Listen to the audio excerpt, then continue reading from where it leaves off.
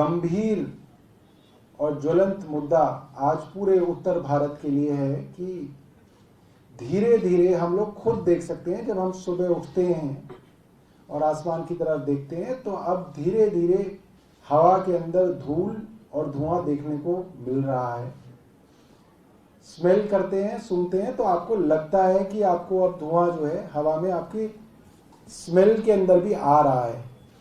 जाहिर है, इसके लिए आपको कोई एनवायरमेंटल साइंटिस्ट होने की जरूरत नहीं है कि अब पराली का धुआं पंजाब, उत्तर प्रदेश और हरियाणा से हवाओं की दिशा के चलते दिल्ली के ऊपर अब ये आ रहा है, ब्लैंकेट बना रहा है। दिल्ली, नोएडा, गुड़गांव, फरीदाबाद, गाजियाबाद, साहिबाबाद, ग्रेटर नोएडा तक अब ये जो है धुआं छा रहा है।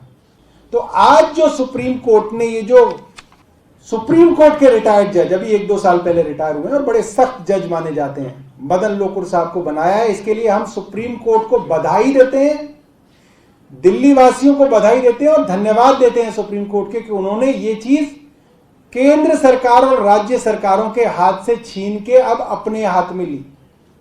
और इससे 4 चीजें जो है वो साबित होती हैं। कल पर्यावरण मंत्री गलत बयान दे रहे थे। अच्छा नहीं है कि देश का पर्यावरण मंत्री गलत बयानी कर रहा है कि 4% पोल्यूशन जो है वो पराली से होता है। मुझे नहीं लगता कि क्यों वो इस तरीके की गलत बयानी करते हैं, ये बात सबको समझ में आती है। तो आज जो सुप्रीम कोर्ट ने किया उससे 4 बातें साबित होती हैं, स्थापित होती हैं। नंबर 1, उत्तर भारत के अंदर प्रदूषण का सबसे बड़ा कारण जो इन महीनों में होता है वो पराली के जलने से होता है। और सुप्रीम कोर्ट ने आज ये बात एक तरह से सत्यापित कर दी। देश के पर्यावरण मंत्री के बयान को खारिज हो गए, ये चीज स्थापित हो गई।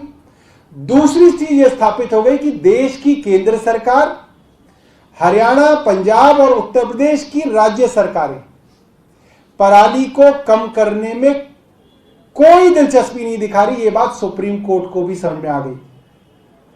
तीसरी बात जो स्थापित हुई है वो ये हुई है, EPCA, environment pollution prevention and control authority, जो एक सुप्रीम कोर्ट ने एक कमेटी बनाई थी, वो भी इस पराली के धुएं को कम करने में असमर्थ हो रही है।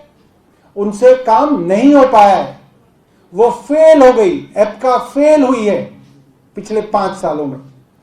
और चौथी और सबसे जरूरी बात ये जो साबित हुई कि जब केंद्र सरकार का वकील कह रहा है कि आप अपॉइंटमेंट मत कीजिए, आप किसी जज को मत लगाइए, इसका मतलब केंद्र सरकार भी अपनी राजनीति के चलते चाहती थी कि पराली का धुआं ऐसे ही चलता रहे और इसका दोष हम दिल्ली सरकार पर ऐसे ही मढ़ते रहें।